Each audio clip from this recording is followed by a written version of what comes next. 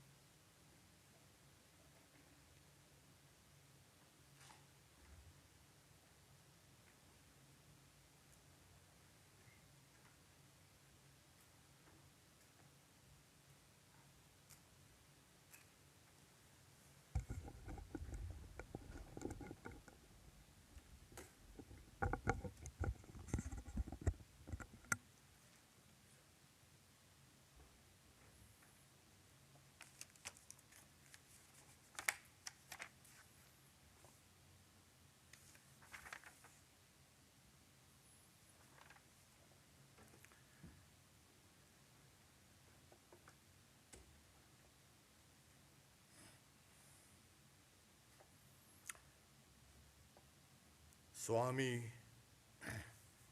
Shivananda, or popularly known as Mahapurush Maharaj. It's his birthday today, and it's a blessed day. He was born Taraknath Ghoshal, November 16, 1854 at Barasat.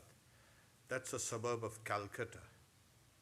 His father, Ram Kanai Ghoshal, was a devout Brahmin and a worshipper of the Divine Mother. In his house, he had established a tantric place of worship which still exists. It's called the Panchamundi, the seat of 5 skulls. And he would practice tantric sadhana. Taraknath's mother, Vamasundari, was a loving spiritual woman. Ramkanai was a successful lawyer, and he was also hired by Rani Rashmani often. He was also a secretary of a local school and provided room and board to nearly 30 poor students. Their first child was a daughter named Chandi. The holy couple prayed to Lord Tarkeshwar, Shiva, for a son and performed austerities for a year. One night, Vamasundari had a dream in which Lord Shiva appeared before her and said, "I am pleased with your devotion. I bless you. You will be the mother of a spiritual son." And because the child was born by the grace of Tarakeshwar Shiva, his parents named him Taraknath. An astrologer who drew his horoscope indicated that the child would either become a monk or a king. Tarak became a monk, and he threw his horoscope in the Ganga. He began his education at Barasat Missionary School and later went to high school. He was a good student, but did not care much for academic education. He was serious and deeply drawn by nature, and he found delight in prayer and meditation. When he was in the 10th grade, Tarak learned that his father's income had been reduced. In order to help the family financially, he left school and looked for a job. He worked for some time for the railways, first in Ghaziabad and then in Mughal Sarai in North India. While he was working there in North India, Tarak spent long hours practicing meditation. He later recalled, "Then the idea of samadhi would agitate my mind, how to be absorbed in the bliss of samadhi, forgetting the world. This keen desire occupied me most of the time. I was fond of the meditation pose of Shiva and Buddha, and I tried to attain samadhi month after month. I rarely slept at night. I had that one thought, how to attain samadhi." One day he was talking about it with his friend, and his friend told him, "Well, there's a holy man in Dakshineshwar. You ought to meet him." Tarak had moved by then to Calcutta, and he was employed in a British firm called Mackinnon Mackenzie. One Saturday in May or June 1880, Tarak met Sri Ramakrishna at the Calcutta house of Ramchandra Datta. Tarak later recalled the first meeting. "That evening, I went to Ram's house, and I found the master sitting in a room crowded with people. The master was in an ecstatic mood. I saluted him and sat nearby. One can well imagine, to my surprise, when I heard him talking eloquently on a subject which I had been so eager to learn, samadhi." During his second or third visit, while he was serving the master suddenly touched his chest while in an ecstatic mood. In his own words, That touch made me lose outer consciousness and sent me into a deep meditative state. I do not know how long I remained in that state. As a result, everything became revealed to me. I realized that I was the Atman, eternal and free. I realized that the Master was God himself, born for the good of humanity, and that I was here on earth to serve him. He gave me a similar blessing another day under the banyan tree in the Panchavati. Ramakrishna recognized Tarak as one of his inner circle. And he also says that Tarak said that he made him into what is called Ishvara Koti, the ever free. Tarak was amongst the first disciples to renounce the world. He lived mostly with Ramakrishna during the last 3 years of his life. Sometimes he would live at Dakshineshwar, and other times the Master would arrange for him to stay at Ram's house. Tarak cooked his own food and practiced meditation in solitary parks in Calcutta or in the cremation grounds. He also lived for some time at Kakurgachi, Yogadhyan. Apart from serving the Master, the disciples began practice various kinds of sadhanas. That is, when Sri Ramakrishna was taken ill and taken to Kashipur. Sometimes Tarak would spend a whole night in meditation in the Panchavati, and then he would return to Kashipur in the morning. In the early part of 1886, Narendra, Tarak, and some other disciples began to study the life and teachings of Buddha and were captivated by his renunciation, forbearance, love, and compassion. One night in the early part of April, without informing anyone, Narendra, Tarak, and Kali, Swami Abhedananda, left for Bodh Gaya. They practiced austerities there. And this was the beginning of the austerities after Sri Ramakrishna passed away. In the monastic vows traditionally taken, Narendra had given him the name Swami Shivananda because of his Shiva-like nature. Swami Vivedishananda, in his book A Man of God, writes about this period. For over a decade, the Swami traveled to different parts of India, sometimes in the Himalayas, sometimes on the plains, and sometimes in deserts or forests, and always he lived a life worthy of a man of God. Mahapurush Maharaj had experienced Samadhi 3 times as a young man during the lifetime of the Master. The austerities and meditation of his itinerant period established him in that blessed state, enriching his life and giving him the necessary depth and strength to shoulder the great task ahead of him.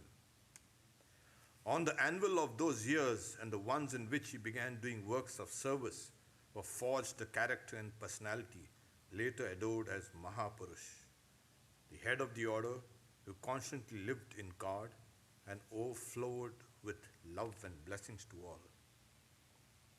After Swamiji had returned from the West, he took along Swami Shivananda to Almora. And one day in Almora, Swamiji taught Shivananda how to read people's minds, and then he sent him to Sri Lanka to preach Vedanta there. From 1902 to 1909, Shivananda concentrated his life on establishing a permanent center in Varanasi. He named the center Sri Ramakrishna Advaita Ashram, with the idea that one can be established in Advaita, non-duality, by molding oneself on the life and teachings of Sri Ramakrishna. After this period, he handed over the management of the Varanasi ashram to his assistant monk and returned to Belur Mutt.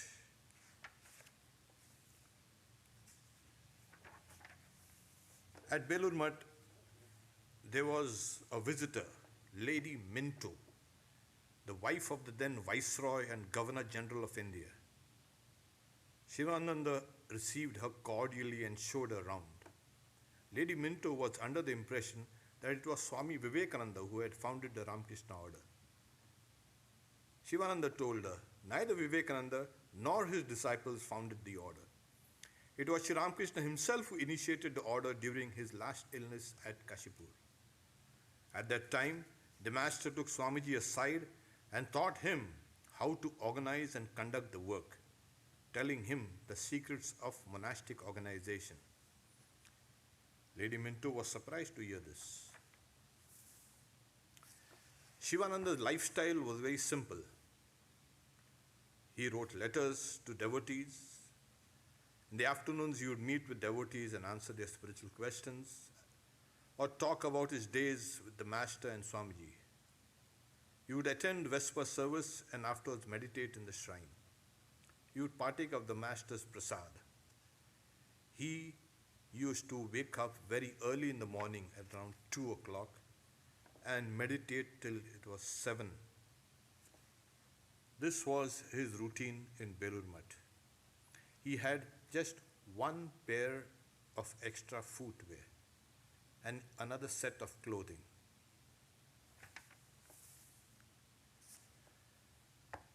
Shivananda was one time praying to the Master to extend Swami Brahmananda's life. Brahmananda was ill and in his last days. Shivananda, while he was praying, he saw the Master appear and turn his face. This happened 3 times. At last, Shivananda understood that the Master would no longer keep his spiritual son in the world. Brahmananda died on April 10th, 1922. In 1901, Vivekananda had made Shivananda one of the trustees.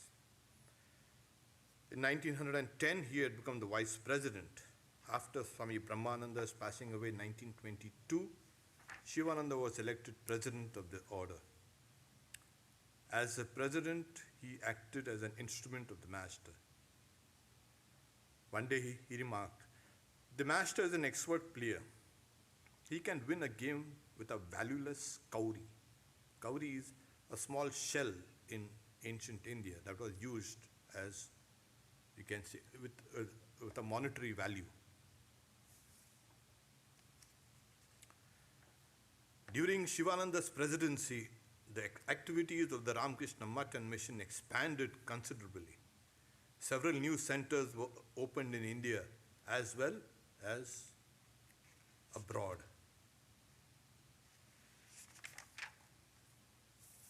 Shivananda managed the Ramakrishna order through his magnanimous personality as well as his spiritual power. One evening in Varanasi, a young brahmacharian expressed his unwillingness to work according to Shivananda's instructions. The brahmacharian later became repentant and apologized.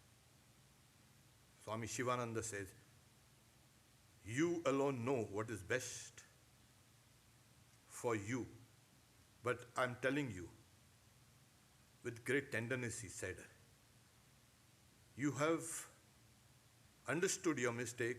It will certainly be good for you if you listen to us and follow our instructions implicitly. Whatever we say comes directly from Sri Ramakrishna. These days, I live wholly united with the Master.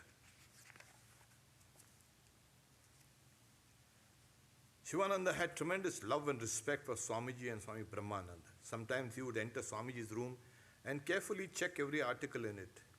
One day he saw a picture of himself with the rest.